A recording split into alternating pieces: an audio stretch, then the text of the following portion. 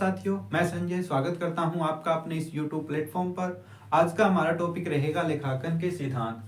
लेखांकन के सिद्धांत होते क्या है? जो हम अकाउंट बनाते हैं उन सभी के अंदर कुछ ना कुछ कॉमन चीजें हमें रखना जरूरी है, क्योंकि जो हमारे अकाउंट है वो हमारे लिए ही जरूरी नहीं है। कोई भी हमारा यूजर है, चाहे वो इंटरनल यूजर हो चाहे वो एक्सटर्नल यूजर हो, वो सभी आकर हमारे अकाउंट चेक करेगा तो उनको समझ में तो आना चाहिए। तो इसके लिए कुछ परिपाटियां तैयार कर रखी है। उन परिपाटियों के बेस पर हम अकाउंट मेंटेन करते हैं। जो कि कौन सी परिपाटियां हैं, इसके अंदर आपकी अवधारणाएं आ जाती है, लेखांकन प्रथाएं आ जाती है और मूलभूत मान्यताएं आ जाती है। जो ये तीनों पॉइंट है, इन पॉइंट से रिलेटेड आपके एग्जाम में क्वेश्चन आते ही आते हैं। हर एक एग्जाम के अंदर 3 क्वेश्चन आते हैं, तो इनको समझना बहुत ज्यादा जरूरी है। अब ये अवधारणाएं, प्रथाएं और मान्यताएं, इन तीनों के मेल को ही हम लेखांकन के सिद्धांत बोलेंगे। अब ये प्रथाएं क्या है, अवधारणाएं क्या है, मान्यता क्या है? अगर अवधारणाओं में सबसे पहला जो पॉइंट है वो आपका व्यवसायिक अस्तित्व। व्यवसायिक अस्तित्व, कोई भी आपका व्यवसाय है उसके अंदर उसका जो ओनर है उसको व्यवसाय से अलग समझा जाता है। उसके लिए स्पेशल जर्नल प्रविष्टियां की जाती है। इसके अंदर जो जर्नल प्रविष्टि होती है वो ड्राइंग की होती है, ड्राइंग की, आहरण की। और साथ में जो आपकी कैपिटल बैलेंस शीट के अंदर लायबिलिटी साइड दिखाई जाती है वो कौन से कॉन्सेप्ट के अकॉर्डिंग दिखाई जाती है? व्यवसायिक अस्तित्व के कॉन्सेप्ट के अकॉर्डिंग दिखाई जाती है, क्योंकि ये पूंजी व्यवसाय के ओनर द्वारा, जो उसका स्वामी है उसके द्वारा लगाई गई है और उसको व्यवसाय से अलग समझा गया है। तो ये कौन से कॉन्सेप्ट के अकॉर्डिंग है? व्यवसायिक अस्तित्व के कॉन्सेप्ट के अकॉर्डिंग। नंबर दूसरे पर है आपका आय खर्चों का मिलान। आय खर्चों का मिलान यानी जिस वर्ष जितने भी इनकम हुई है उनको उसके खर्चों से मिलाना है, कि जो आपके खर्चे हैं, ठीक है, वो कितने हुए हैं और उसके ऊपर आय कितनी ज्यादा है हमारी, यानी हमें लाभ कितना हुआ है, लाभ कम हुआ है या ज्यादा हुआ है, उसके कारणों की भी हमें यहाँ पर क्या करनी पड़ती है? व्याख्या करनी पड़ती है। तो ये किससे संबंधित हो गया? आय खर्चों के मिलान से संबंधित हो गया।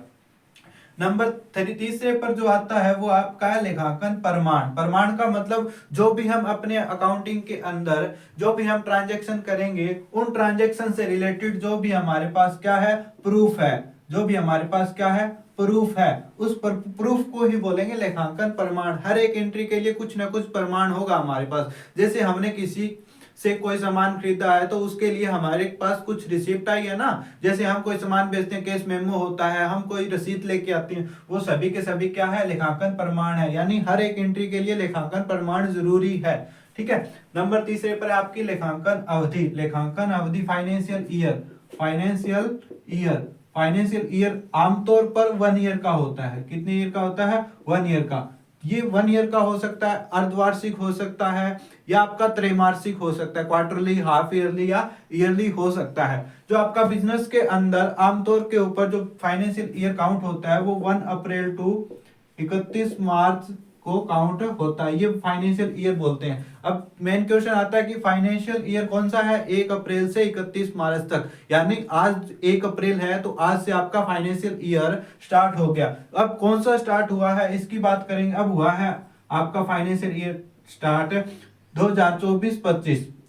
अब ये 1 अप्रैल 2024 से तो स्टार्ट हुआ है और ये 2025 यानी 31 मार्च 2025 तक ये रहेगा। तो ये आपका 1 ईयर का फाइनेंशियल ईयर है। नंबर तीसरे पर है मुद्रा मापन। मुद्रा मापन का मतलब मनी मेजरमेंट, यानी जो भी हमने एंट्री की है, जो भी लेन देन की है, उनसे रिलेटेड जो लेन देन है वो अगर मुद्रा के रूप में माप सकते हैं उन्हीं की एंट्री हमारे अकाउंट के अंदर की जाएगी। कुछ ऐसी चीजें होती है जिनका हम मुद्रा के अंदर माप नहीं कर सकते तो उन्हें इग्नोर कर दिया जाता है। जिनको हम मेजर कर सकते हैं, माप सकते हैं, केवल उन्हीं एंट्री को लेखांकन के अंदर शामिल किया जाता है। यही एक इसकी डिसएडवांटेज है, हानि है किसकी? अकाउंटिंग की जो चीजें होती है, कुछ इंपॉर्टेंट चीजें भी होती है जिनको हम नहीं दिखा सकते, इसकी एक कमजोरी है।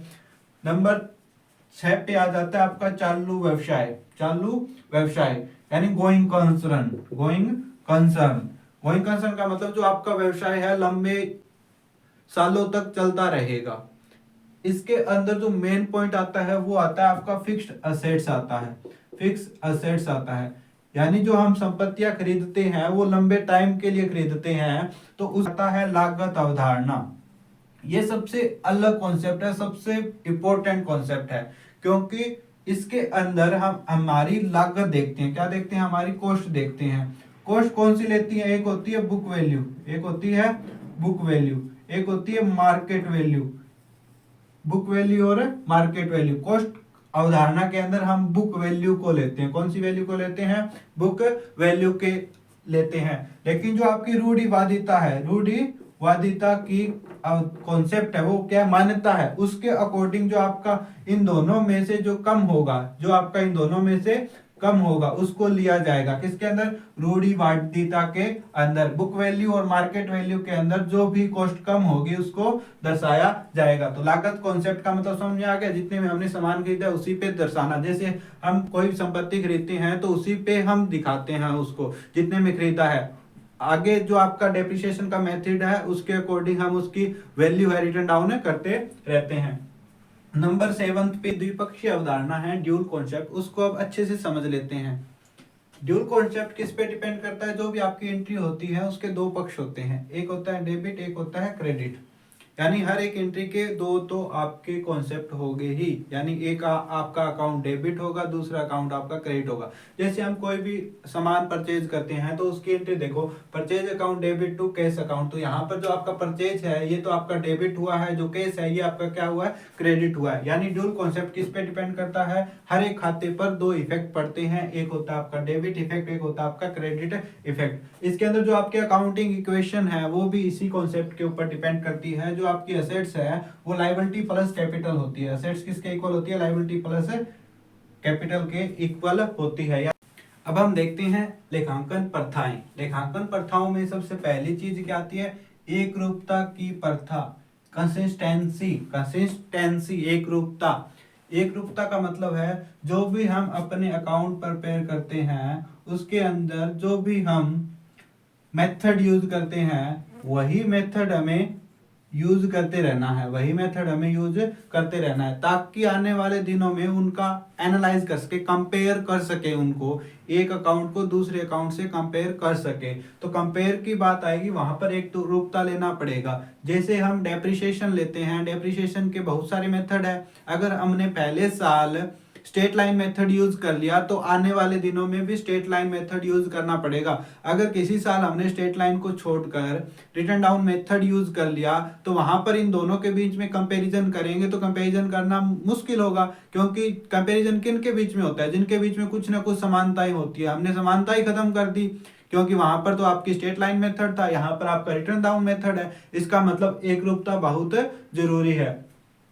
नंबर 2 पे आ जाता है आपका रूढ़िवादिता। रूढ़िवादिता की प्रथा। रूढ़िवादिता मतलब जो पुरानी सोच है लोगों की, उस सोच के अकॉर्डिंग, उस सोच के अकॉर्डिंग जो आपके अकाउंटिंग है वो आज भी चलते हैं, चलना जरूरी भी है, क्योंकि वो गलत नहीं है। क्योंकि उनका मानना है कि हमें लाभ का कोई प्रॉब्लम नहीं है, हमें जो हानियां है ना जो हो सकती हैं उससे बचना है। उससे बचने के लिए उन्होंने एक डेप्रिसिएशन नाम का कॉन्सेप्ट दिया कि हमें डेप्रिसिएशन को है ना आने वाले दिनों में जो लाभ होते हैं उन्हीं से रिटर्न डाउन करते रहना है, क्योंकि जो हम असेट्स यूज कर रहे हैं उनकी कुछ ना कुछ वैल्यू तो डाउन होती जाएगी डे टू डे। तो इसीलिए हमें डेप्रिसिएशन का भी निर्माण करना जरूरी है। तो डेप्रिसिएशन का निर्माण करना कौन सी प्रथा के अकॉर्डिंग हो गया? रूढ़िवादिता के अंदर हो गया। इनका दूसरा मत क्या है सुनो, जो आपका क्लोजिंग स्टॉक है, क्लोजिंग स्टॉक उसको किस पे लेना है? एक होता है बुक वैल्यू, एक होती है मार्केट वैल्यू। इन दोनों में से जो कम हो, इन दोनों में से जो कम हो उसको किस में दिखाया जाएगा? क्लोजिंग स्टॉक को दिखाया जाएगा। ये हमने पीछे भी बात कर ली है कि रूढ़िवादिता के अकॉर्डिंग जो क्लोजिंग स्टॉक है उसको बुक वैल्यू और मार्केट वैल्यू दोनों में से जो कम है उस पे दिखाया जाएगा। जो हम प्रोविजन बनाते हैं बैड डेट के लिए, जो आपके डेटर है हमें लगता है कि ये आने वाले दिनों में हमारी पेमेंट नहीं करेंगे, तो उसके लिए जो हम प्रोविजन रखते हैं वो भी इसी अवधारणा के अकॉर्डिंग, इसी प्रथा के अकॉर्डिंग रखते हैं। तो मोस्ट इंपोर्टेंट हो गया जो आपका रूढ़िवादिता है। नंबर 3 पे आ गया आपका सार्था और भौतिकता की प्रथा। सार्था और भौतिकता का मतलब क्या है कि जो भी हमने लेन देन कर रखे हैं जो कम वैल्यू के हैं, जो भी लेन देन कम वैल्यू के हैं, जिनका बिजनेस के ऊपर लेने या न लेने से इफेक्ट नहीं पड़ेगा, तो उनको छोड़ देना है। जो बहुत ज्यादा जरूरी है हमारे लिए, तो उनको ही शामिल करना है हमारे अकाउंटिंग के अंदर। छोटे बिजनेस में तो छोटे कॉन्सेप्ट होते हैं, उनको लेना बहुत जरूरी हो जाता है, लेकिन बड़े बड़े बिजनेस के अंदर छोटी छोटी चीजों को इग्नोर कर दिया जाता है।